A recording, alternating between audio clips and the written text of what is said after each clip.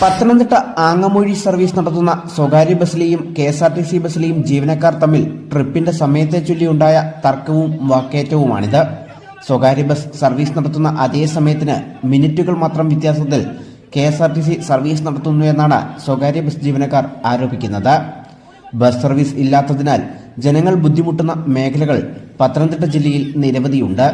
അവിടേക്കൊക്കെ service നടത്താതെ ഇത്തരത്തിൽ ഇരുകൂട്ടർക്കും ലാഭമില്ലാതാക്കുന്ന നടപടി ശരിയല്ല എന്നാണ് നാട്ടുകാർ പറയുന്നത്.